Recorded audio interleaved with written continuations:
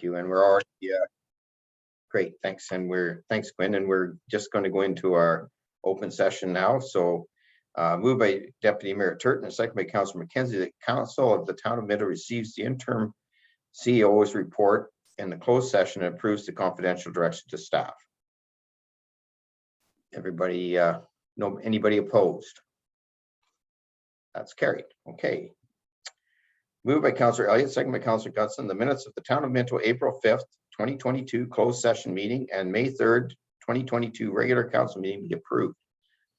Anybody opposed? That is carried. Additional items. Has anybody got any additional items? Must have additional items. Oh, Deputy Mayor Turton. Jeff, did you have one?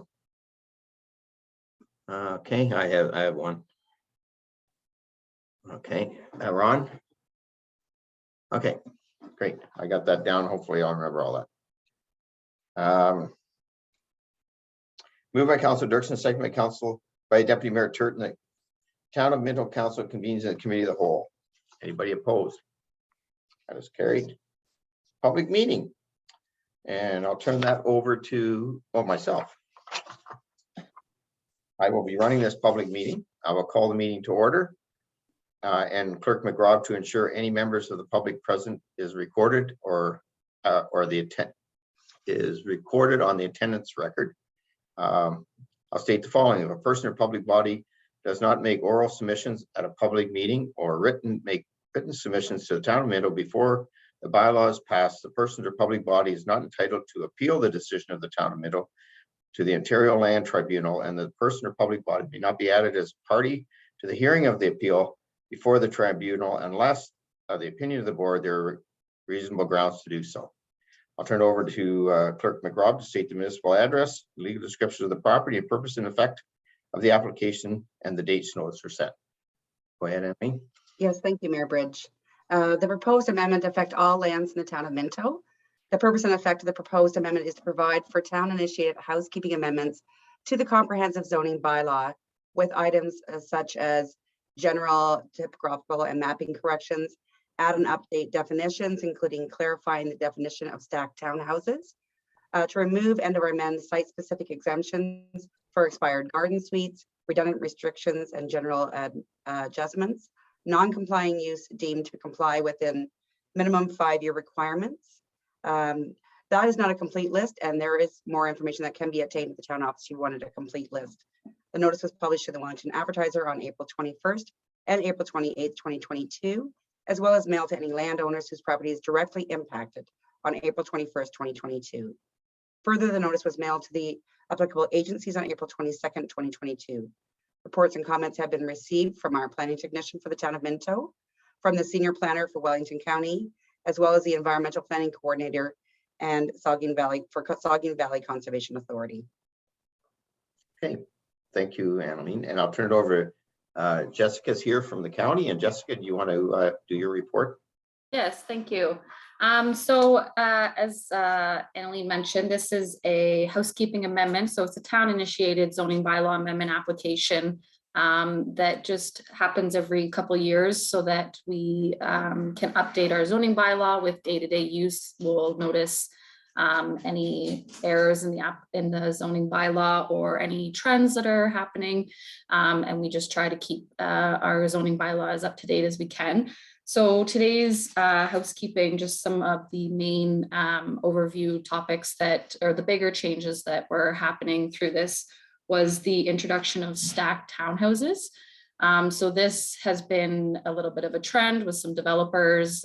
So we're just trying to get ahead of the game by including the new definition so that we don't have to do a site-specific zoning amendment if that is a proposal for a developer.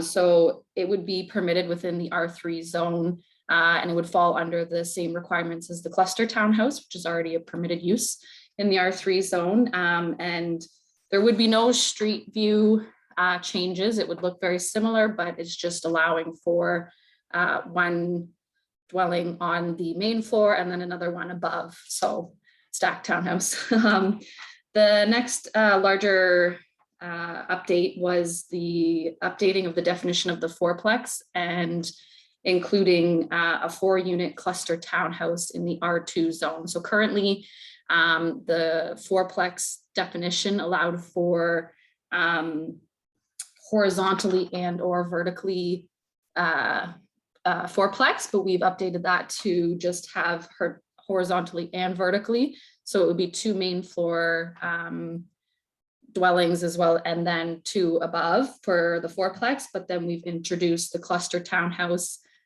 within the R2 zone, and that is to allow for, we just want to make sure that we allow for the cluster townhouse to still be permitted within this area. However, we wanted to make sure that setbacks and appropriate lot area was met for those uses in that area. And another thing we did talk about with staff was the, we looked at adding for, if a use was built and didn't comply, then within 5 years that it would be deemed to comply. But through further review with staff and just further discussion, we've decided to not include that, and that they would be required to go through a minor variance process if something was constructed. And then we could look at each application individually if there was any drainage issues or something. We wanted to make sure we captured that. So those were kind of just the main topics. Overview, and then attached to my report was also the chart that did break down a number of minor changes that we're just updating. So that's a bit overview, and if you guys have any questions, then I'm here for that as well. Okay, I'll get maybe Ashley to do hers first, Jessica, and then we can open up for questions. So Ashley, do you want to do the town one? Yep. Can you hear me okay? Yep. Okay, sorry, I'm having internet issues, so I'm using my phone. I didn't have anything further to add. I think a lot of it is just clarifying things that are already permitted or things that we're using the definition as, like for instance, the fourplex is technically a cluster town, but it doesn't specify that. So I think it'll make it easier for everyone to follow, including staff. And then Saugeen Valley and Maitland Valley both had no concerns with any of the proposed changes as well. And we didn't receive any formal written submissions in opposition. That was my next question. I didn't see anybody here, so I guess maybe at this point I'll just open up for council for questions to both our town and county reps. Jean, and then Deputy Mayor Turton, and Judy, do you have your hand up? Okay, Judy's next. Okay, go ahead. Go ahead, Jean. So I know I discussed this with Ashley, but I still am a bit confused about this. Things that are outside, like they weren't the proper use of a facility. If we're not then going to deem it to be an appropriate use of the facility after 5 years, how did it get built in the first place? Or did somebody just go ahead, put a shed up, put an outbuilding up, didn't ask for a variance, but they should have? And how do we become aware of that short of a neighbor? I would assume that's probably the most likely reason, is a neighbor that's annoyed or doesn't like it and reports it.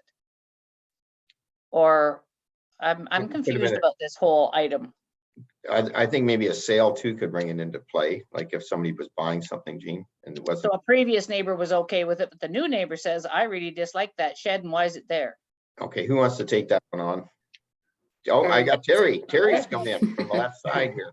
Go ahead, Terry, So, or Jessica. To answer your question, Jean, I got that provision from the city of Oshawa.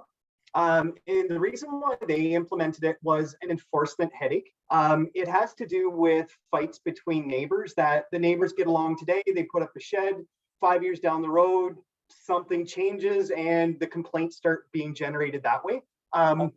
We did take that out of the proposed amendments, just it did raise some kind of odd concerns about, you know, the situation deals with a shed, but what if it's a house that's built too close to the property line? Drainage issues, that sort of thing. So we, contrary to what my initial proposal was, I decided we should back that right out. Yeah. So I think Jessica was talking about, was that the piece that you were talking about, Jessica? We took Yeah. back.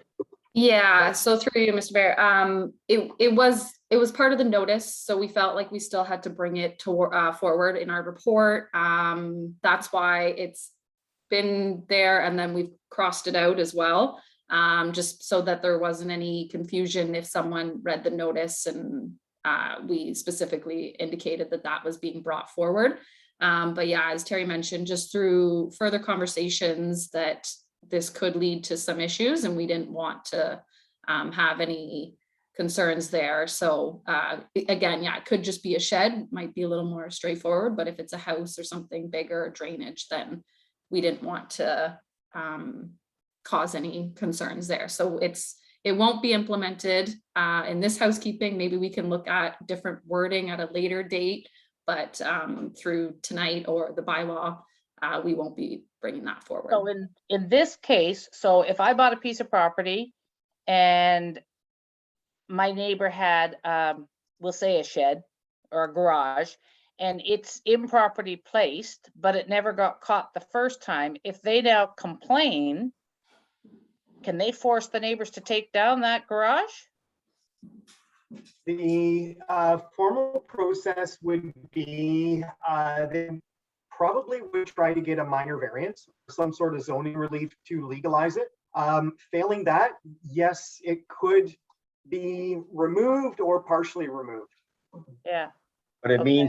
means, Gene, it has to come back to the council rather than the way it was written before. I do believe, I got this right, maybe I'm wrong.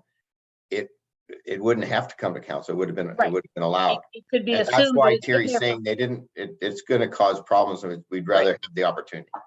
Well, it sort of causes problems either way, because either somebody it didn't get read properly, or that maybe they never applied for a building permit. I don't know. And they just put up a shed without asking permission. Because Well- when I first read it the first time, I thought, okay, so we do that. Nobody complains. It's there. 5 years later, we say, okay, it's all good.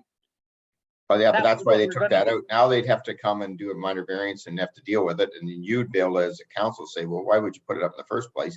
It gives you an opportunity Right. to, and I guess what Terry's saying, and I totally agree, because we see it all the time. We see neighbors fall Right. out, and all of a sudden they all start calling you on things that Yep. they were quite fine with last week, but this week they're not. And Well, or we get two- in domestic disputes with them, and it's Right. so we don't want to cause more of that. That's why I think they took it out. Or two sales of property. If you have two new owners and the one guy says, wait a minute, your sheds, I've been through similar shit. Okay, I was just trying to get it clear in my head, and Yeah. it was boggling my mind, because I'm thinking, well, how did it stay there for 5 years? And then but new neighbors would probably be the most likely cause, or a falling out. Yeah. Okay, Okay, you good? I think I have it. Yeah, we're better off with it out than not in. Yes. Okay, and that's what we're done. Okay, and I think I had, am I right on this, Deputy Mayor Turton, and then Yeah. Judy? Yeah, thank you, Mayor Bridge. I think it's kind of ironic, when you look at the proposed changes every other year, every 4 years, and here we are, the sign of the times, cluster townhouses and stacked townhouses. And I mean, it makes you wonder, where are we headed? Are we going, when you talk about stacked townhouses and we can only go up two stories, if you could predict the future 3 years from now, what's next? What's coming? And it's kind of, Jess, I'm sure you see this all the time. How do we compare to the rest of the county? I mean, obviously everybody does housekeeping from time to time. Are Mapleton and Wellington North, are they faced with the same thing? Obviously they are. Yeah, so through you, Mr. Mayor, we did recently just include the stacked townhouses in the Wellington North housekeeping amendment. That was done probably a couple months ago. Nothing, like not that long ago, just because they also were seeing the uptake in that. We still have to look at, like, when an application comes in for a new subdivision, we're still going to look at density requirements. All those are going to be taken into consideration. And again, usually, as you guys have seen, when a new subdivision does come in, we ask for a mixed use of density. So we still want our single detached, but we want to allow for more affordable housing.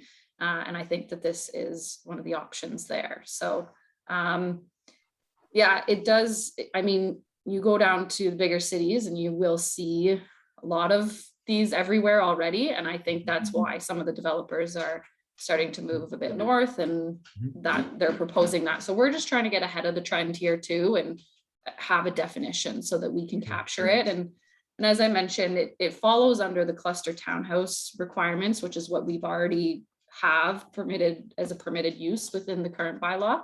And this will just, it will allow for additional units, but we're hoping that still the streetscape will look the same because we still have the same height and all of that, so that the feel will hopefully not be too intense of a density there. But again, as I mentioned, we still have the county that regulates density as well. So.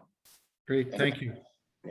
And we know, Deputy Mayor Turton, that we need some density in order to try to get the prices down, because there's only, the land is the land, right? If you can put more density on it. And I like the approach we're doing, because we're getting ahead of the game. So when people come in with a subdivision agreement and say what they're going to have in there, how they're going to lay it out, it gives them an opportunity to have one area maybe a little more dense than another area. So I think it allows for we have a little bit more control, and I think we're going to have to see it. So. Councilor Dirksen. Thank you, Mayor Bridge. I was just wondering, when I was reading the notice of the public meeting, which is on page 13, it says the notice was published in the Wellington Advertiser, so on and so forth, mailed to any landowners whose property is directly impacted on April 21st, 2022. Like, what properties would be impacted at this point, and how would you even find them?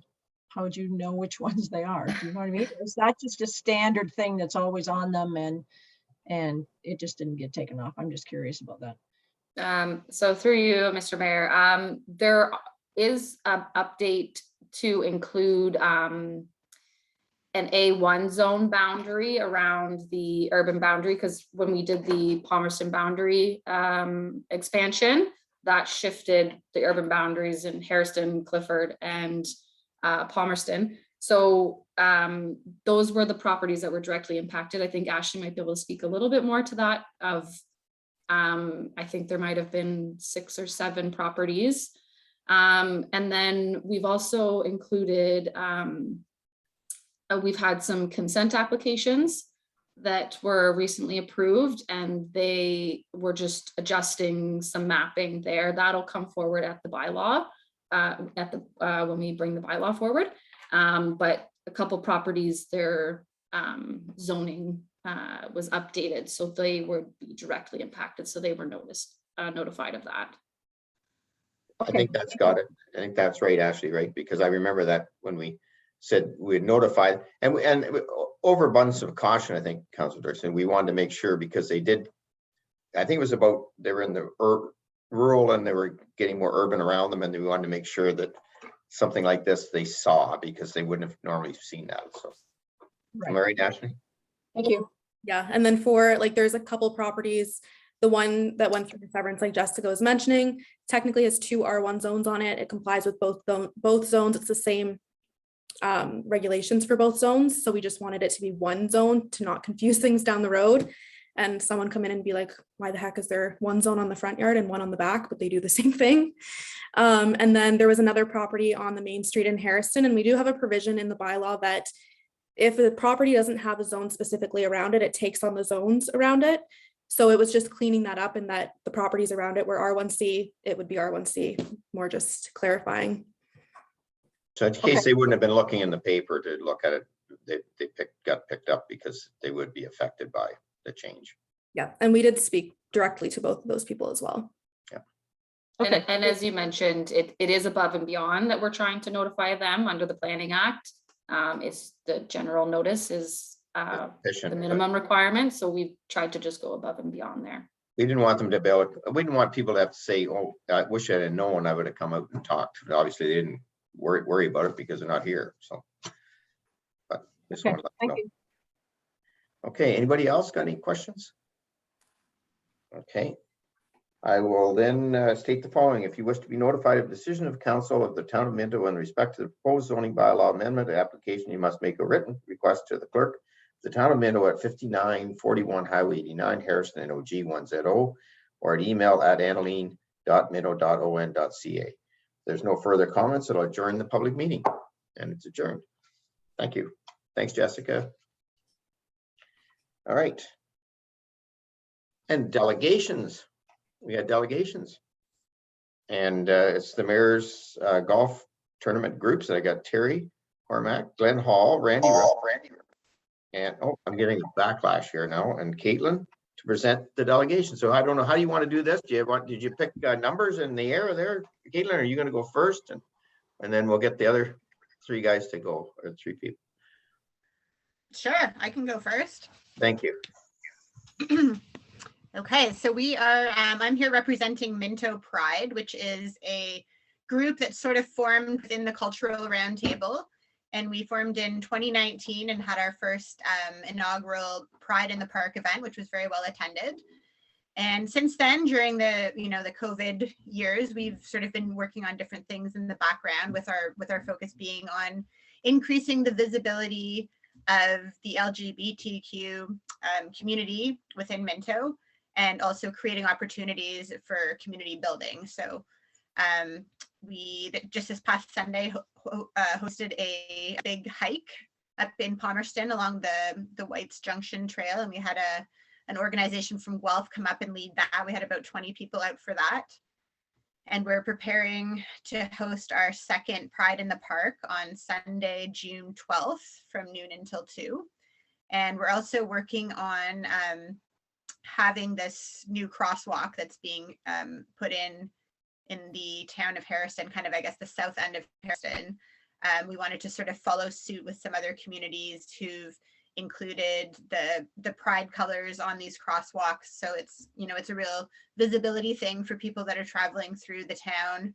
It's something that they can see and sort of gives off an impression of the town of Minto as being a family friendly, inclusive, progressive type of place. So we were really excited that was passed with council, and our committee is responsible to raise the funds to pay for the actual color palette that will be used to paint the crosswalk, the rainbow colors. So we were happy to be accepted as part of the recipient pool of the Mayor's Golf Tournament. And yeah, thank you for the opportunity. Thanks, Caitlin. Thanks for that. And yeah, and we have other group and like to see Randy, you want to kick it off because you're from the north part of the town there. Nice to see you. Thank you. Yeah, I guess first we just wanted to thank you, the mayor, and of course the town of Minto and the organizers for allowing Clifford Connects Committee to be part of this year's Mayor Golf Tournament. It's very much appreciated. Clifford Connects is made up of businesses, residents, and service clubs in partnership with the town of Minto. Our organization also formed in 2019 with a mission to revitalize and rejuvenate the town of Clifford. Our committee is made up of 5 key areas, which is events, programming, beautification, fundraising, and promotion. And we're planning to use the proceeds to furnish or to put benches and picnic tables in our new Clifford Rotary Celebration Square. Yeah, that's going to be exciting. Yeah, can't wait till it starts. Yeah, great. Thanks, Randy. And thanks for all your hard work over the years. You've done amazing stuff up in Clifford. Thank you. Glenn. Wonderful, thank you. And I want to echo Randy and Caitlin. I think Terry's on next, will probably echo it as well, but thank you for selecting Harrison Rising as part of the golf tournament. Fundraiser is going to be huge for our group. I know the funds in this case, we have a lot of things going on, but the funds in this case will be going towards another large mural, which seems to be dotting our town nicely. We put a really big one on Foodland last year, and this one will be going on Eric Cox, and it's going to be very, very large. And it's going to represent one core element of what I know Harrison, even Minto, stands for, and that's the sporting side of our community, especially as you turn and head down towards the arena on Yonge Street there. This will be a great way to represent. And I've seen drafts of it, and it's amazing. And we're targeting next year. This fall will be the final drafts and all the plans and details around it. And then next year will be the actual creation of the mural. So that, along with funds for a number of other things, the Harrison Rising group has certainly done a lot to change the community, really tied in with a lot of the businesses in town, so many volunteers involved, and all these funds will be well used, and we can't wait to get going. Thanks, Glenn, and again, thanks for your help over the years. And these downtown organizations have taken a life of their own. I mean, it's just amazing to see it, and it's really exciting. So I'm really happy about that. Is Quinn, is Terry on? I don't see him. I don't see him. There is a participant named Alex. That might be him, Okay, Alex, is that you, Terry, or no? but it won't let me promote him and he's muted, so I don't know if it's him. Okay. Did you have something did you have a backup for him if he wasn't on, or were you? I believe Tanya gave Belinda a heads up. Belinda's got in it. case Okay, she might know just in what's case going on. we could, we always have to be careful on these Zoom meetings, and we're hopefully in June, we're gonna be back to live. But we always have to have backup in case people's internets don't work and all that stuff. So go ahead, Belinda. Yeah, so similar to Clifford Connects and Hairston Rising, All Aboard Palmerston has the same sort of mandate in the 4 areas or 5 areas of improving downtown Palmerston. So their fundraising efforts are just going to keep going to all the great work that they're doing around beautification and programming. So they don't have one specific project like the Celebration Square or the mural in Hairston, but they have several different things happening that's going towards. That's great, super. And by the way, fingers crossed, the tournament this year will be the old style, which will be a shotgun start, and we'll have the big meal at the end. So hopefully the groups can be there at the end and also participate in the dinner and talk about your groups again and promote them and go from there. So we're hoping everything will work out, that we don't have another outbreak of anything. So I don't want to jinx it. I won't say much more. Randy, do you have a question? Sorry. No, good. Anyways, I'm looking forward to all the events that are going to be coming up, but definitely the mayor's tournament. So thanks very much for coming and presenting your point that you're doing. It's just amazing what's going on with the downtowns, and Caitlin, the Pride group, they've done an amazing job of all the different things that they've brought to the table, and I'll be there running the little train for you on the Sunday. So at the park, that's always very enjoyable. A lot of families come out to that, and it's a very great opportunity to get together again after 2 years of not having it. So looking forward to that. Okay, thanks everybody. We have another delegation, and I believe maybe that's where Alex could be our delegation. We're trying to make Alex. Is Alex there?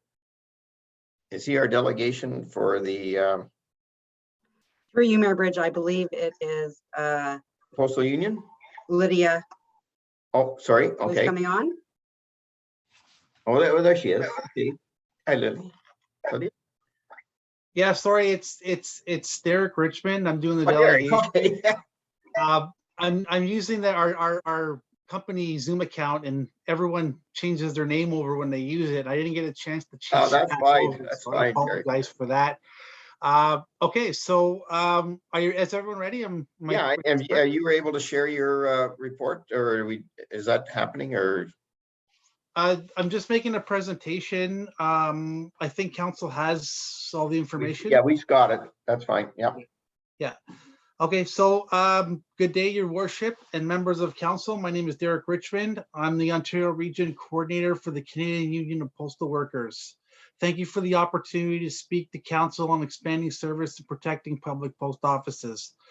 Our Delivering Community Power campaign reimagines our post office to be the hub for rural communities. Using our post office as a community hub that would provide much needed services that are lacking in rural Canada. The community hub model is currently being done in 2 Indigenous communities. These hubs have provided space for nonprofit organizations, an Office Depot kiosk with broadband internet, printer, scanner, photocopier, so the community like youth, seniors can utilize these resources. These hubs could also provide much needed financial services. Currently, there is a pilot project to provide small loans through Canada Post, and it must be extended to meet the needs of rural residents that don't have easy access to financial services. Other services Canada Post could provide at a community hub is hunting and fishing licenses, space for Service Ontario kiosks, tourist information, library vending machine, space for farmers market and local art. Sky's the limit for what a community hub can look like in any community. Canada Post has approximately 7,000 locations across the country that can be retrofitted with solar panels and create a secure coast-to-coast network of charging stations. This public charging network would lead to additional tourism to rural Ontario for those who own electric vehicles. Canada Post can also become a leader in providing services to seniors through an elder check-in program.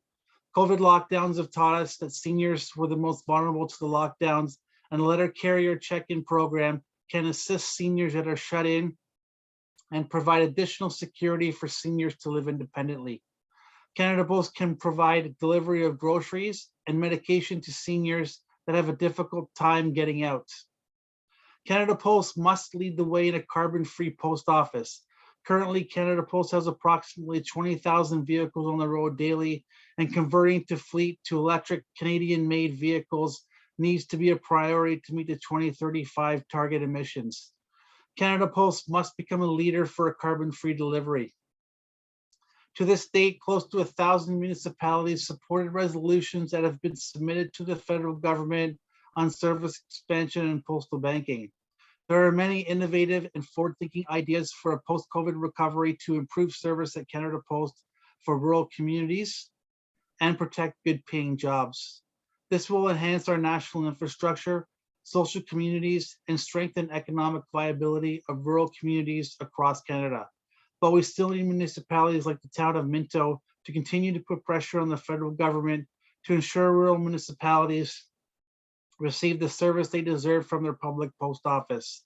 On behalf of the Canadian Union of Postal Workers, we ask the town of Minto endorse the Delivery Community Power Resolution to support, retain, enhance, and expand rural post offices.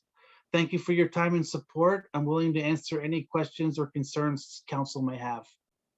Thank you, Derek. And yeah, I'll turn it over to the council, and it is a good report. Some interesting things in there that you're talking about, and with some of the smaller communities, I totally agree. And we've heard it at AMO, we've heard it at other institutions where we're losing banking in some of the smaller towns, and we're lucky right now. We still have a post office in Clifford, and which helps out, and one in Palmerston, and there's still regular post offices, but yeah, the protection of services is definitely needed. So anyways, I'll turn it over to the council for any questions they may have. Deputy Mayor Turton.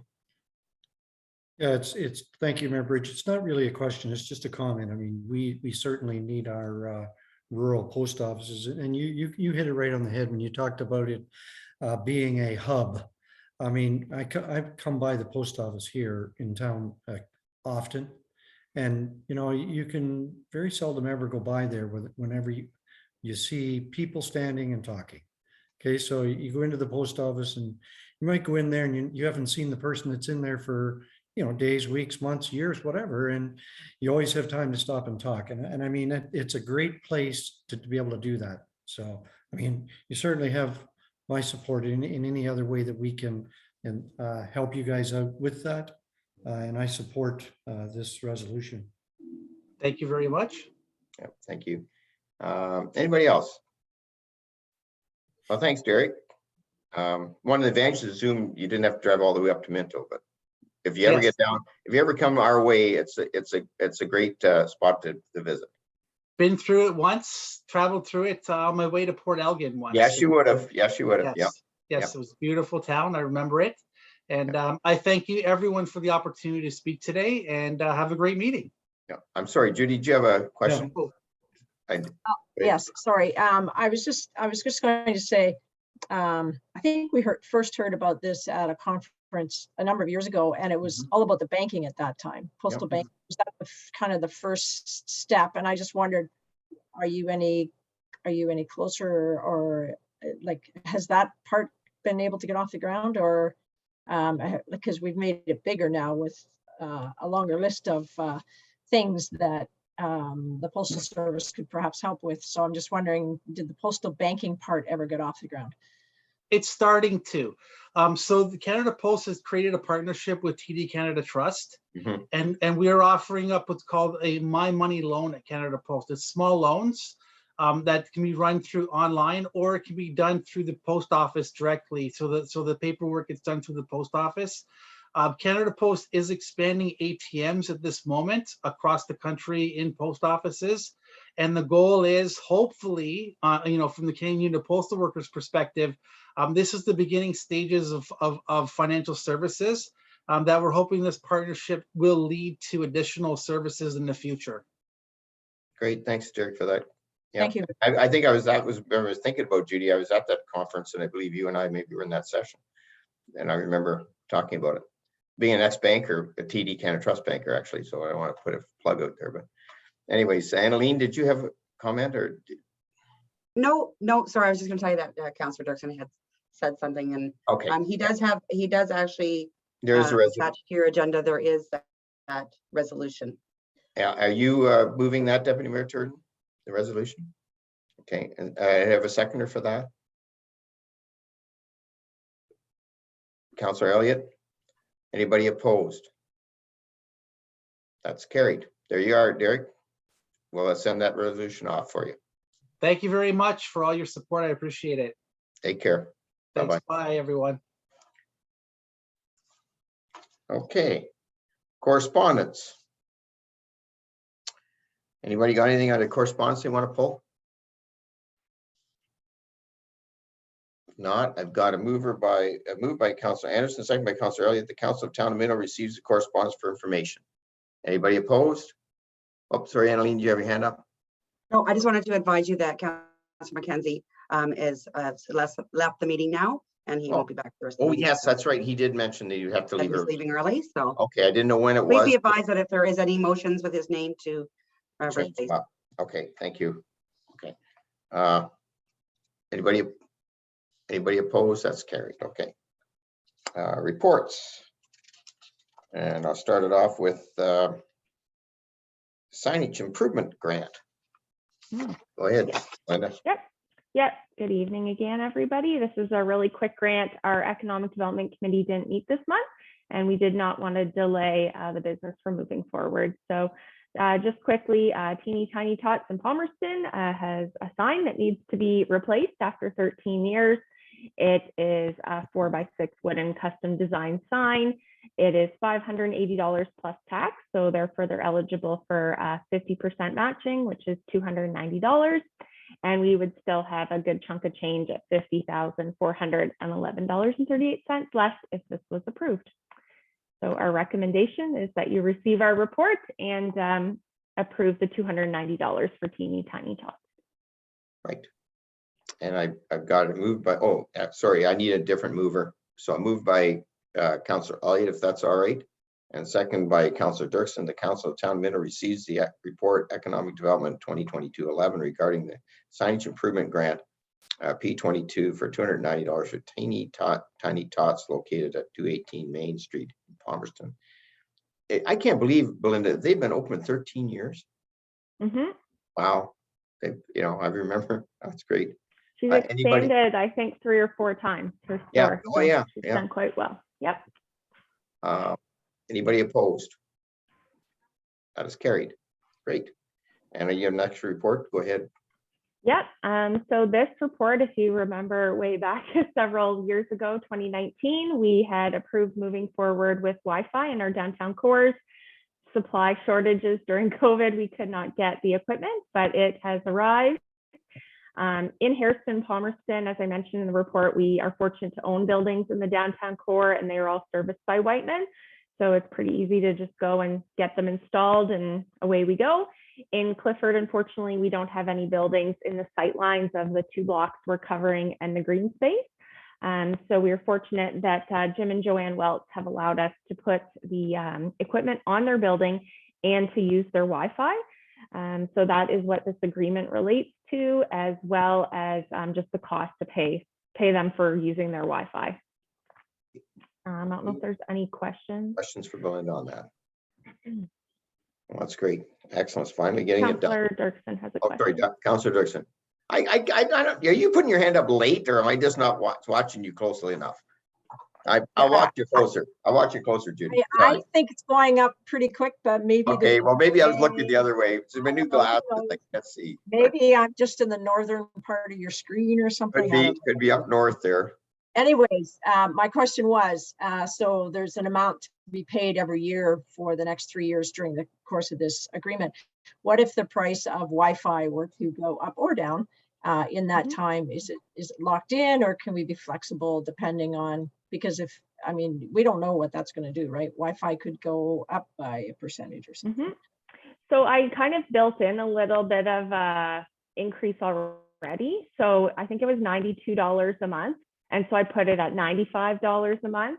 And speaking with Jeff from Center Wellington IT, he didn't think that the prices would increase significantly in the 3 years. But after like the 3-year time period, we can definitely look at it again and adjust. And I guess if it becomes a huge problem, I mean, we have a good enough relationship, we can chat about that, I would hope so. Okay. Yes, exactly. And I'll just maybe answer a question that Councillor McKenzie had in case anyone was curious. He had asked if people like just residents in downtown Clifford would be using the Wi-Fi, right? Like not have their paid Wi-Fi, they would just get on this Wi-Fi. And that is not going to be happening. If anyone with a PC logs on to the Wi-Fi, they will be banned. Their computer will be scrapped off the Wi-Fi network for life. And for the first month, the Wi-Fi is monitored daily, and then it goes down to weekly. So if people are abusing the purpose and the use of it, then they get kicked off and banned. So it really is for like searching and sharing on social media. It's not to like download Netflix and sit there and watch movies or anything illegal, pirating videos, anything like that. So it really is just to search and share and help bring people downtown, promote our businesses. And Center Wellington's had this for quite a while. They're not going Yes. to, Yes. they got all the bugs have been worked out. They got a Lauren Fergus, I believe. So Yes. it works out well. They're working with them. Okay. I have moved by, have I got the right one here? Yeah. Moved by Councillor Gunson, second by Councillor Anderson. The Council of Town of Minto receives the report Economic Development 2022-12 regarding the Wells Agreement downtown Wi-Fi and considers a bylaw in regular session to authorize the mayor and clerk to execute the agreement. Anybody opposed? That is carried. Okay, thanks, Belinda. I'm moving it over to Ashley now. Go ahead, Ashley. Perfect. So good evening, Mayor Bridge and members of council. So this first report tonight is for a consent application for the Shouse Farm up in Clifford. It's got a municipal address of 41 Park Street West. So they're proposing, if you look at the property, a portion of it's within the urban boundary of Clifford and a portion is not. So they're proposing to sever off the 11.86 acres that is within the urban boundary and designated and zoned as future development from the remainder of the farmland that is designated as prime agricultural and zoned as agricultural site specific, which is approximately 113 acres. So as you'll see in the report, there are quite a few conditions with this one. The thought is that the town wanted to protect the Shouses and ourselves. If a subdivision ever gets put up in the front portion of the property, or if it's ever residentially developed, we wanted to ensure that they still have driveway access off Park Street, as well as legal frontage, which would be on Underway Road. So one of the conditions is to have their lawyer confirm with us that both parcels they own are currently merged together, because they show as two separate roll numbers and two separate parcels. Doesn't mean that they're not merged together, but we were requiring confirmation that they are, so there's legal frontage for the property. Additionally, you'll note that we're asking for a site servicing agreement, which will be for the extension of Park Street West.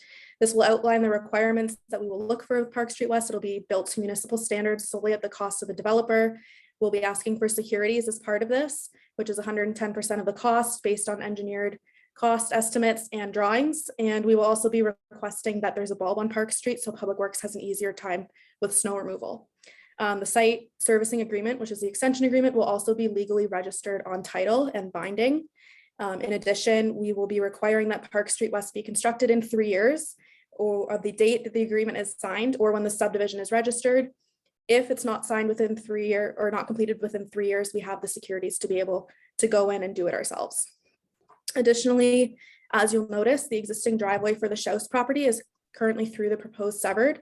So as part of that Park Street extension and servicing agreement, we'll be requesting that they provide a driveway off of Park Street that's solely on the retained parcel, as well as an access easement so they can continue to use their existing driveway until and if something is developed in the front portion there. So this is kind of a trickier one. So if you have any questions, I'm happy to answer them. I think that summarizes it pretty well. Thanks, Ashley. Any questions? I know the staff have really done a lot of work on this and come up with all these solutions and recommendations. So I feel pretty confident about what they've done and working with the Shouses on this. So I've got a move by Deputy Mayor Turton and second by, I'll use Councillor Dirksen because it's Councillor McKenzie. That's all right, Judy. That the Council of Town of Minto recommends the County of Wellington Land Division Committee approve the consent application for B3822 Mike and Tracy Shouse for land legally described as Concession D, Parts Lot 6162 in the former village of Clifford, Town of Minto, County of Wellington, with the municipal address at 41 Park Street West in the Town of Minto, and the following conditions be considered. And I don't think I'm going to read all those, if that's all right. Has everybody got those in front of them? Does anybody have any questions, any of those conditions? Ask Ashley. Okay. Okay. Anybody opposed? That is carried. Thank you. Go ahead, Ashley. You got one more. Yep, I only have 3 tonight. Oh, you have 3. You have the building one too, don't you? Yeah. Yep. So this one is for a site plan control for Countryside Concrete in the Harrison Industrial Park. So they began in 2008 and they're now expanding. They're primarily specializing in agricultural and commercial projects, and they're looking to build on another 10,595 square feet. My understanding is it's primarily going to be used for storage. I believe installation is what they're thinking. So staff is generally satisfied with the site plan. We've reviewed it, Maitland Valley, Source Water, the county, and Triton. And it shows the square footage, where the expansion is going. They're going to be putting some trees in along Laura Street as well as John Street North. They're providing 27 parking spaces where technically they only have to provide 24. They're also going to include an accessible concrete sidewalk adjacent to the parking to access the main door there.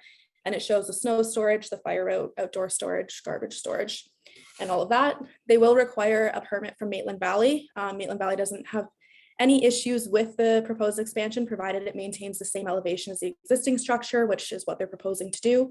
And they are in the process of obtaining that permit as well, and then we'll be able to get a building permit from us. There's not any offsite works proposed for this development, so we won't be requiring any securities for that work. And we are satisfied with recommending the approval of this agreement. Great, thank you. Is there any questions for Ashley on this one? It's really nice to see this company that we, has grown to where it is. I mean, that's, I remember when they first came into play, and that's got to be 10 years ago, maybe. I don't know. I lose track of time now, but it was quite a while ago. But they're a young bunch of guys, and they've really done a good job of building their company for sure. Okay, so I have a motion here. Make sure I got the right one. Yep.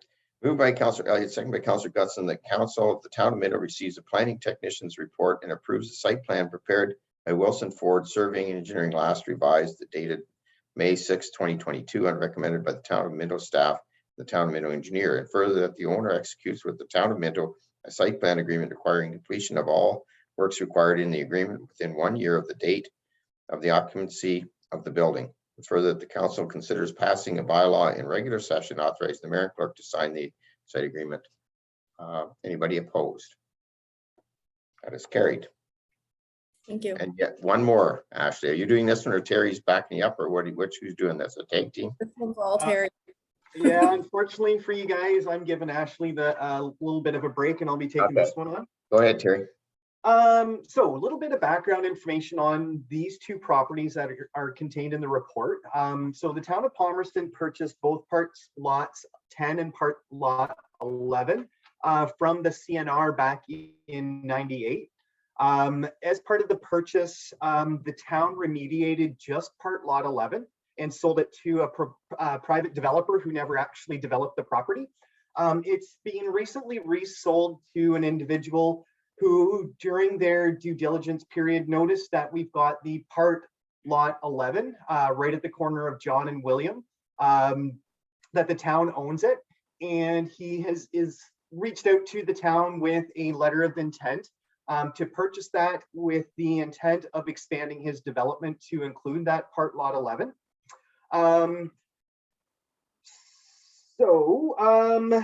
The developer has done a prelim environmental on that part lot 11 just to determine whether or not it's feasible to purchase it and remediate it, and has determined that there is still a benefit to him with the additional cost of the remediation. So he has expressed interest in the lot. It went to closed session in, I believe, February to council with a couple of the items that we wanted confirmation on is the status of who owns the rear triangular corner of part lot 10, which is not the town, as well as what the environmental condition of part lot 11 is. If it was like insanely contaminated, you know, he would be walking away with it. It just wouldn't be feasible. So he's determined that it has. So my report is basically a request to council to declare the property surplus for the intents of the town's needs. Staff did review what possible uses the town could have both currently and in the future on that property. And being it's just a small triangular portion, really couldn't foresee any needs in the future for it. So if council does declare the land surplus, the procedure moving forward would be that it's advertised in the paper for 2 cycles. We would get a real estate appraisal of the value of the property. And then it would come back in open session to council with the various offer or offers if we get any additional ones. And then council can make a decision and direct staff to enter into an APS if you so choose. So that was pretty much a synopsis of my report. If there's any questions, I'm happy to field them. Questions for Terry on this one? Kind of talked around this a bit. So, Deputy Mayor Turk. Thank you, Mayor Bridge. So that the lot is really useless other than to the person beside it. To any adjacent property owners. I did run the numbers and there's an 1,100 square foot triangle that you could build a house on, but from an actual functionality standpoint, no one's going to build a triangular house because there's useless corners everywhere. So I can't see it being any benefit except for the 2 adjacent properties. Right. Okay, thank you. Judy, I saw your hand up. Did your hand up? You didn't have your hand up that time. Oh, I thought I saw it go up. I was watching you. Sorry, Ron, go ahead. That's so on the property, let them cut the grass. Yeah. Well, as I say, the process is just moving forward and then we come back and go from there. We have to get an appraisal. Jean, go ahead. You're muted, Jean, sorry. Yep, there you go. So I'm just curious what he's planning on doing with this triangular lot that's attached to his lot, because it's not like he can expand right across the lot that he's got. It actually, he could. So right now, there's sufficient width to build a semi on part lot 10. And with merging part lot 11 to it, there's the potential of adding a 3rd unit. Okay. It would have to start partially in part lot 10, but that is a potential. Okay. All Yeah, right. that's why It's just such a peculiarly shaped lot. Like you're just going, okay, what are you going to do with that? It's going to be some interesting backyards. Okay, no further questions. I'm going to read it. Moved by Councillor Dirksen, second by Deputy Mayor Turton. The Council of the Town of Minto receives a report building 2022-202 regarding land located on part lot 11, W.S. William Street, Palmerston, and declares it surplus of the needs of the town. Anybody opposed? That is carried. I'll turn it over to Councillor Dirksen for her numbers. I think she got a couple here, maybe, or just one, I don't know. 2. Go ahead. Mr. Mayor, yes, we have 2, and I'll call on our Drains and Roads and Drains Manager, Mike McIsaac, to bring us the first report. Thank you, Councillor Dirksen. So the first report is the tender results for the installation of the pedestrian crossover at the corner of Laura Street South and Young Street in Harriston. So during the development of the tender documents for this installation, staff reviewed the general area and potential high traffic pedestrian impact areas So with Elora Street being relatively new, being reconstructed in 2016, I believe, and then Young Street west there, it's got two like sidewalks on each side of that road, and they're both in relatively good condition. Young Street east, on the south side of the road, there is the sidewalk there is has some deficiencies to it, as well as being currently undersized to today's standards. And then as well, with no sidewalk on Queen Street to the pool and some of the other community amenities down there, we felt it was very beneficial to include these two projects in the tender documents. And the original cost estimate for that, all included, was $175,000, which would have been basically on par with what was currently budgeted between the capital PXO, or the pedestrian crossover account, as well as the capital sidewalk installation and storm budgets proposed at that time. So at the time of the closing of the tender, we only received one bid, and the cost associated to the PXO itself was basically on budget, and with the inflated costs associated to the projects would be more or less with the additional sidewalk and curb and road works there. So the breakdown for the tender itself in the comment section there, it does show the three various quantities there. So the actual PXO costing was roughly in around the 74,000. The sidewalk cost was associated to 62,000, and then the storm and additional road works was making up for basically the overages with that. And then in the financial considerations, the three accounts shown there just in order are the storm, sidewalk, and pedestrian crossover capital accounts there. I guess, is there any questions at this point?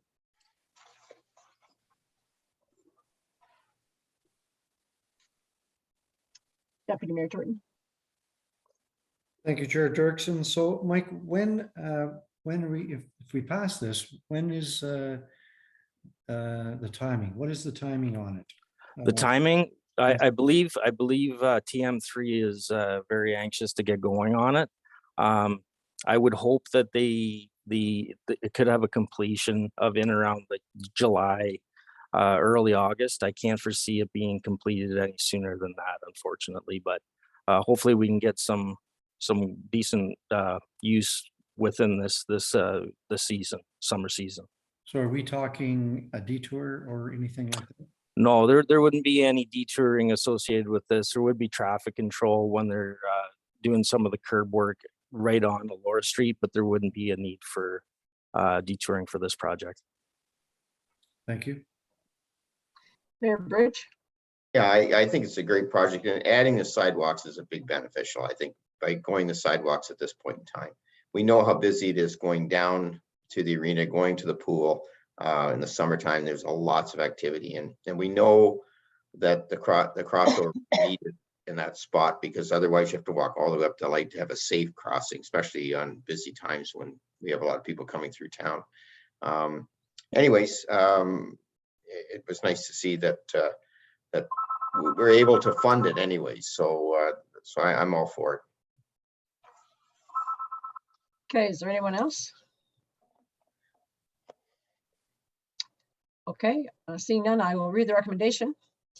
The Council of the Town of Minto receives report Public Works 2022-018 regarding installation of pedestrian crossover Harriston, contract number 3164-22, and budget amendment. And that the town's 2022 capital budget be amended by $148,530 to include additional funding for contract number 3164-22, with funding provided from Reserve Fund Roads. And that the Town of Minto award contract number 3164-22 to TM3 Inc. for the total price of $286,311.58, excluding HST. And I need to tell you who moved that. That is moved by Councillor Anderson and seconded by Councillor Elliott. Last chance for questions. Is there anyone opposed? Okay, we'll call that carried, and you can go on to our second item. Thank you. So the second is the award of three of the various tenders, the asphalt, maintenance gravel, and calcium. So the first one was the asphalt tender, which closed, and it was for the paving and resurfacing of the 12th line between O'Dwyer's Road and County Road 6, as well as including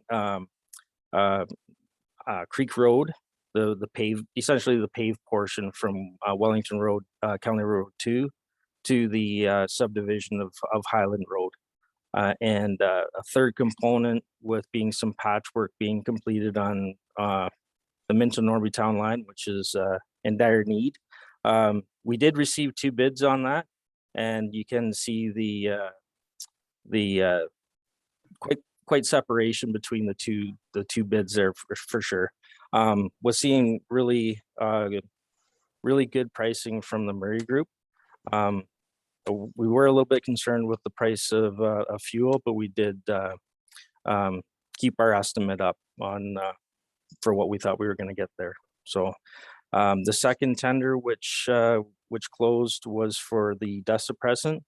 We received one complete bid there from Daily Dust Control. Their unit pricing is up over last year's, primarily because of the cost of fuel, and similar situations with our maintenance gravel, receiving the one submission from previous our contractor from the previous few years here, with an increase primarily due to fuel.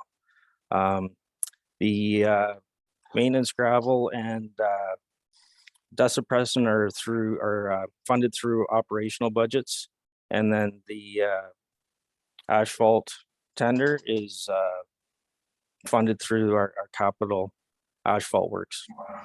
Is there any question on any of those 3 tenders? Deputy Mayor Turton. Thank you, Chair Dirksen. So the price of the asphalt, is it really up, Mike, compared to last year? There is some areas where it is up. Fortunately, with the cost of fuel and the one major project being right at the Murray Group, they don't really take on too many of those additional expenses at this time. The inflated pricing for Creek Road and the Minto Norby Town line, obviously they do have to travel a little bit further, but we aren't seeing the increases like some of the other neighboring municipalities, just because they have to travel that much further is the primary reason there. So is that the reason GT is so high, or where's GT from? They're out of Brampton. Wow, I'm so really they got a quote. yeah. That's a lot of travel. Yeah. Yeah, thanks, Mike. Yeah. Okay, are there any other questions? Yes, Mayor Bridge. Just probably a comment. That's where it's good to have a plant close to you. I know sometimes we get mad at them and whatever, but there's a good example if you got work that's really close, especially with gas prices going the way they are. So and currently at this time there is a surplus in the capital paving budget. So we will be looking at hopefully once the dust settles here with this, we can hopefully bring another report back to council with possibly a couple more options for additional work so over the summer months here. Okay, good. I'm sure the Murray Group is happy to have work close to home too. Sure. What about the timing? What is the timing? When will the dust control go on? Dust control, yeah, dust control will probably go on in the next couple weeks here. Yeah. Maintenance gravel typically happens in the fall, and the asphalt contract, I'd be surprised if the Murray Group doesn't want to get to at least the 12th line completed fairly quickly, so they don't have to travel through, bounce through that road anymore either. they've got some pretty good reasoning for that. Yeah. Okay, any further questions? Okay, Mayor Bridge, would you like to move this? Is that a yes? Okay. Moved by Mayor Bridge and seconded by Councillor Anderson, that the Council of the Town of Minto receives report Public Works 2022-019 regarding various tender results. That the Town of Minto awards tender 2022-05 asphalt paving and shoulder A gravel to the Murray Group Limited for the total combined price of $74,853.60 plus HST. And that the Town of Minto awards tender 2022-06 supply and apply dust suppressant to daily dust control for a unit price of $432.36 per flake equivalent ton plus HST. And that the Town of Minto awards tender 2022-07 supply, load, haul, and spread granular A maintenance gravel to E. Dennison Contracting Limited for a unit price of $11.95 per ton plus HST. Are there any further questions? Okay, seeing none, I will, is there anyone opposed? Sorry. Okay, that is carried. All right, good. Thank you. Thank you. Thank you, Mike, for your report, and I'll turn the chair back to Mayor Bridge. Thanks, Councillor Dirksen, and I'll turn it over to Deputy Mayor Turton. Yeah. Thank you, Mayor Bridge. Welcome, Treasurer Duff. We've got two items on the agenda. The first one being the tax rating bylaw, FIN 2022-011. So Gord, I'll ask you just to get right into this. Thank you, Chair Turton.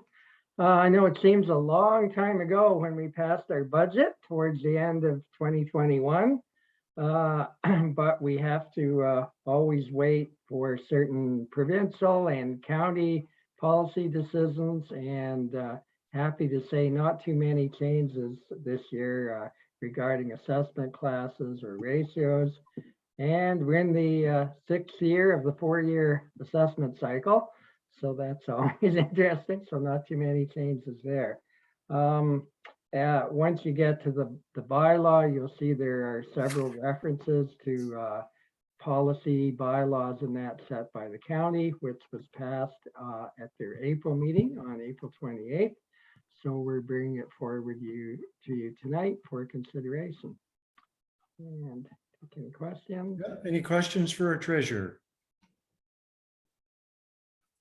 Hearing none, this is exciting stuff. Moved by Jeff Gunson, seconded by Councillor Dirksen, that the Council of the Town of Minto receives the report FIN 2022-011 regarding the 2022 tax rating bylaw and considers passing the bylaw 2022-48 in open session.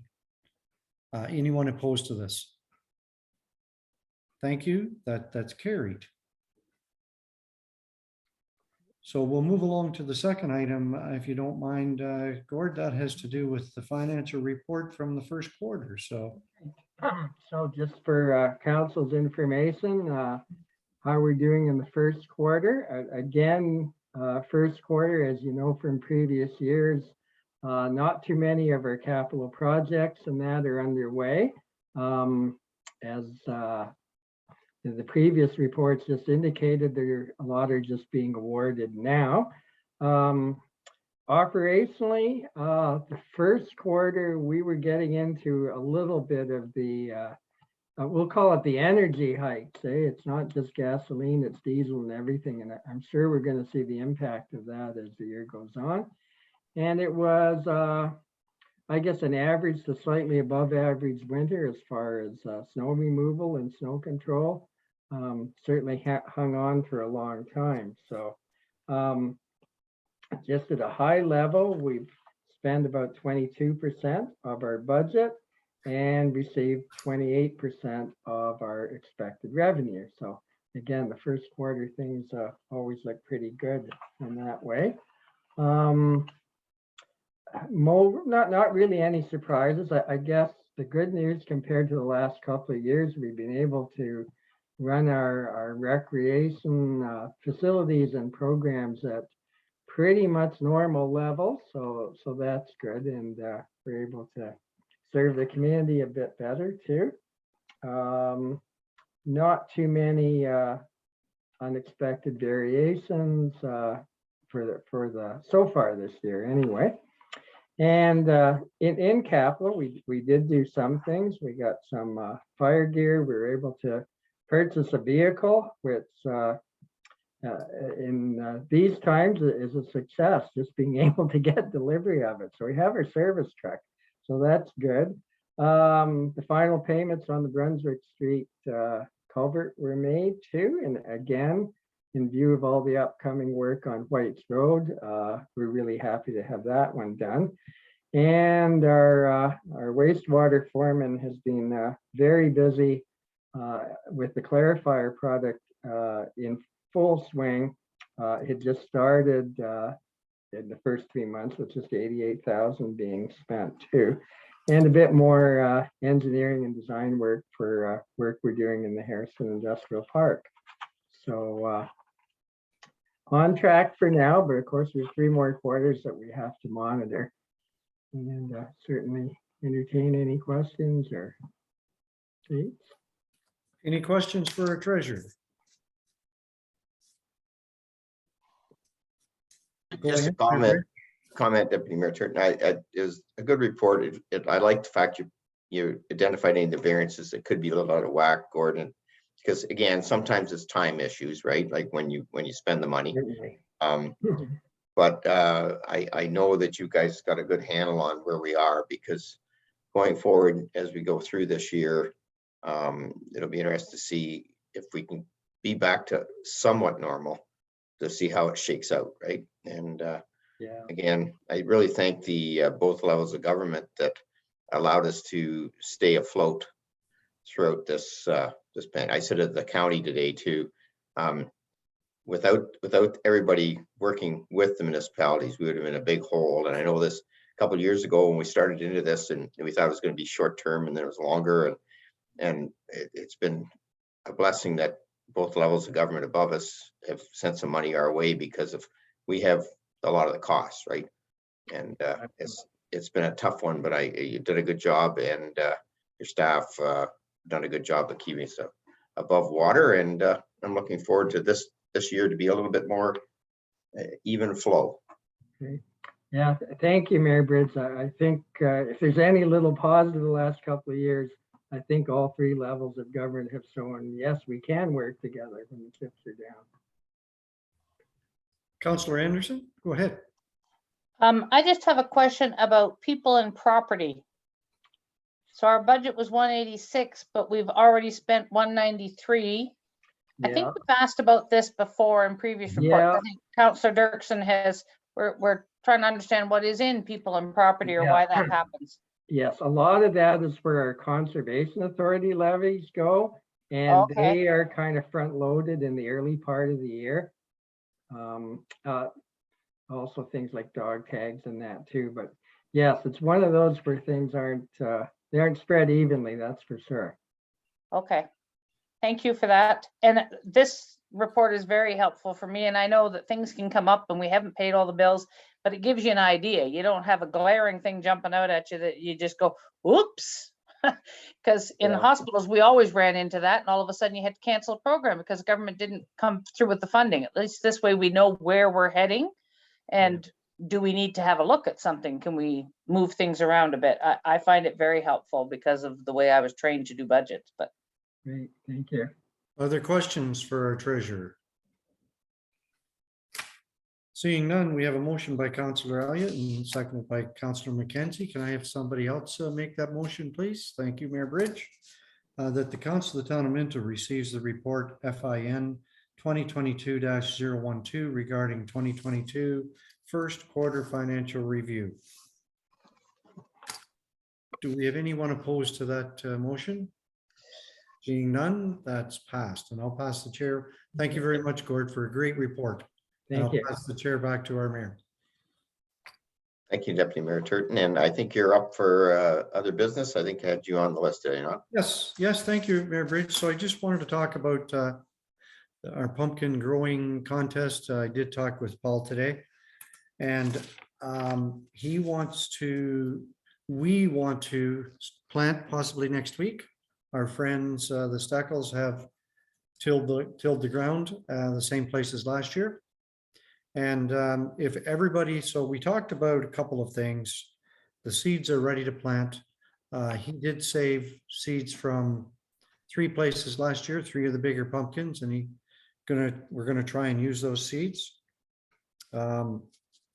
So what we want to know is if everybody's interested again, all 7 counselors, and what Paul's going to try and do is get economic development, finance, public works, and the clerk's department and the treasury and everybody involved. And we're going to try and put a little emphasis on maybe charging everyone, if you don't mind, $10, and then the winner can donate that $10, which would likely end up being, I don't know, 100, 120, 130 to their favorite charity.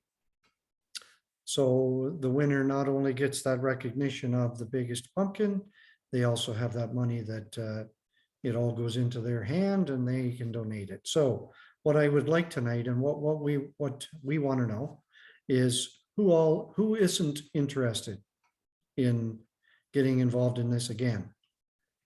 I will call, thank you very much, everyone. I will call Mark and ask him as well. The second issue is there was a discussion that we had about not planting your pumpkin the same places it was planted last year. Take it to your home or take it to your bush or whatever, and we're going to allow that. So what we want to know is who it is that wants to do that, first of all, and put your name forward so that we know how much available land that we have in the same plot as last year. So Councillor Anderson, you want to plant yours at home? Yep, please. Councillor Dirksen, you want to plant yours at home? Okay, so that's good. I will report that to Paul. And I will get a hold of Mr. Mackenzie and we'll see what happens. We'll set a time, a date for the planting. And we'll do something similar to last year. We'll plant them. And then we will draw names other than Judy and Jean. They will already know whose theirs are. So we'll try and pick up the plants next week when Paul makes them available. We'll send out an email and we'll go from there. So if everybody's okay with a $10 cost, okay. Go ahead, Judy. You got questions? Yeah, I was just going to ask, are there plants available or do we need to grow from seed? I have tried to germinate seeds from my biggest pumpkin last year and no go. So I just wondered. So Paul has planted some and they've all germinated. He's better at it than me, obviously. Yes, he's got it under control. So he has enough for quite a number. Okay. That's great. That's great news. Because I know Judy mentioned that to me and I said, I wouldn't know how to get one to start. Yeah, I think he has a green thumb. So do you, Judy? Whoever else, Jean? Apparently I can't grow those pumpkins. I got lots of other pumpkins growing, but not a big one. Go ahead, Jean. So will we be picking up the plants out at the town office then? So what I will ask Paul to do is send a mass email to all of us and we're all on the same page. And that way, if it's a pickup next Thursday night or whenever, or a delivery next Thursday night, then everybody will know and we'll go from there. Those who want to come out and help the planting and help to supplement the earth or do whatever you want to do. Okay, thank you very much. Appreciate it. Pass it back to you. If I could, are you going to decide whose pumpkin is who when you got the largest one last time? Wait till it's the biggest pumpkin and choose. No, it has nothing to do with me having the biggest pumpkin. It will be the same as last year, likely. Jean will have hers, Judy will have hers, the other 5, or like I said, if there's 5 or 6 or 7 different departments that want in, we'll plant 10 and then we'll decide whose is whose. I trust you 100%. Well, if you're there, Ron, you can pick your own. I find giving them too much love isn't a good thing. That's So, it. no. Anyways, so I'll see what I can do. Okay, thank you for that, Deputy Mayor Turton, and working on that. That's great. Jeff? Thanks, Mayor Bridge. Harrison firefighters, pleased to announce June 4th, pancake breakfast in person. Harrison Arena, 7 to 11.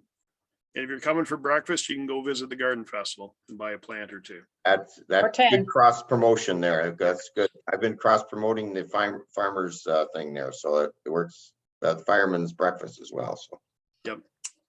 Entry by donation too. So come on out. Well, did I have Eugene down or not? No. no, but I wonder if they'll deliver breakfasts, if for those of us who have to work that morning. Oh, I have to work. Oh yeah.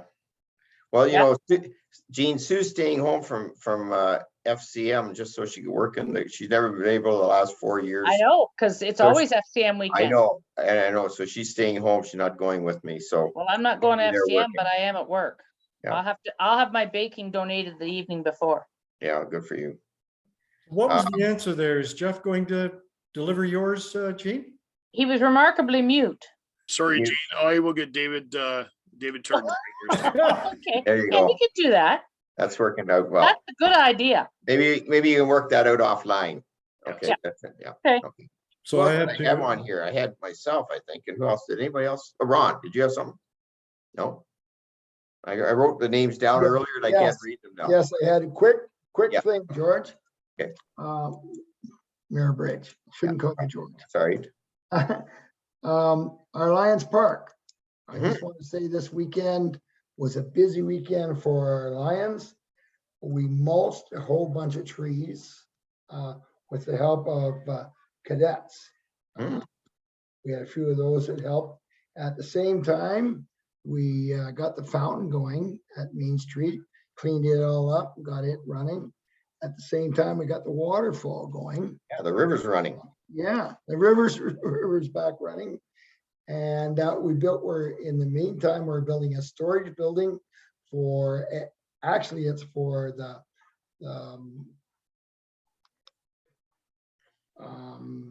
people that are supply their, or put their parts in, and we don't have any storage at the building, so they're gonna put that in there. We're building that now. It's taken us about, this will be the 5th weekend that we're working at that. So we're pretty well known. We think we'll get that done this weekend. So I just want to report that they're working out really well. We're working with Paul and his group to try and do that. We did a lot of the mulch. Paul's coming in to finish up the rest of it. So Yeah, no, it's great. And it's nice to see the park getting up and running. it's up and Lots of good running. activities this year going to be happening. Got people running through there like crazy. Mhm. Really good to see. And yeah, they'll be able to see the new mural there. It's amazing, the mural. I've only seen it on video so far, so I got to go out and see it. But yeah, I that's gotta thank Linda and her group that put that up there, and it's quite a unique. the kids are going to really enjoy that when they come to the pool and see that they're. Yeah. That's just amazing. Anyways, a couple things I had. One of them was the rural romp is coming up on the 25th. We won't have another council meeting. So it's live again. It's about 15 or 16. I'm not sure Belinda's on here. She might correct me. Spots in Wellington, in the north part of Wellington, that you can go and see. How many was it, Belinda? I did see the little map, and 16 is correct. 16. Oh, that's good. I just was. But your date is incorrect, Wrong. Mayor Bridge. Okay, what is the right It's date? May 28th. Oh, sorry. Did I say June? I thought you said May 25th. No, 25th. You're right. It's 28th. It's June 25th is the railway. June The rail. 25th is the Railway Festival. And by the with way, I got called on ALE. that. Yeah, I got called on that today. I said, well, they didn't spell railway right. And I realized that they meant the ale within the rail. So Correct. yeah, I messed that up big time today at the county meeting. Anyways, that's good. There's a couple of really good things happening. And if you do go through Palmerston, and I have to ask Councillor Elliott, have you seen the new sign of the community safety zone? Ron, did you see it yet? I noticed the ones were up in the other towns, and I hope that ours was up. Ron's left us, maybe, I don't know. But anyway, so that, as you may be aware, that under the roads master program, from almost at TG Minto down to the main the main crossroad. That's now a community safety zone in Palmerston. So there's a lot of things going to be happening on that to create less speed, a little more safety for people that are walking up and down that busy piece of highway. So that just came into play by the county, and I'm pretty positive that's the sign should be up now, but I will take a drive there tomorrow and make sure, because I see they're up in the other towns that I went through today that are in Wellington County that got them. All right, that's it for me. Anybody else got anything? Good. Okay. Where are we here? Moved by Deputy Mayor Turton and second by Councillor Gunson, the committee of the whole convenes in a regular council. Anybody opposed? That is carried. Any notices of motion? Seeing none. Moved by Councillor Dirksen, second by Deputy Mayor Turton, the Council of Town of Minto ratifies the motions made in the committee of the whole. Anybody opposed? That's carried. Bylaws. Moved by Councillor Anderson, second by Councillor Elliott, the bylaw number 2022-48 to set tax rates for 2022 and provide for collection thereof be approved and read first, second, and third time and passed on council and seal the corporation. Anybody opposed? That is carried. Moved by Councillor, well, I need a new one here. Can I have Councillor Gunson? Moved by Councillor Gunson, second by Councillor Dirksen, that bylaw number 2022-49 to authorize execution of a site plan agreement with the J.W. Bauman Limited for proposed development on John Street North, Harrison, be approved and read first, second, and third time and passed on open council seal the corporation. Anybody opposed? That's carried. Moved by Councillor Dirksen, second by Councillor Gunson, second by Councillor Anderson, that bylaw number 2022-50 to execute a public Wi-Fi hosting agreement between the Corporation of Town of Minto and Jim and Joanne Welts be approved and read first, second, and third time and passed open council and seal the corporation. Anybody opposed? That's carried. Moved by Deputy Mayor Turton, seconded by Councillor Elliott, that the bylaw number 2022-51 to confirm the actions of the Council of the Corporation of Town of Minto respecting a meeting held May 17th, 2022 be approved and read as first, second, and third time and passed open council and seal the corporation. Anybody opposed? That's carried. Moved by Councillor Elliott, second by Councillor Gunson, the Council of the Town of Minto adjourns to meet again at the call of the mayor. Anybody opposed? That's carried. Thank you, everybody, for a good meeting and lots of things happening. Take care. Good night, Stay everyone. safe. Good night. Good night, everybody.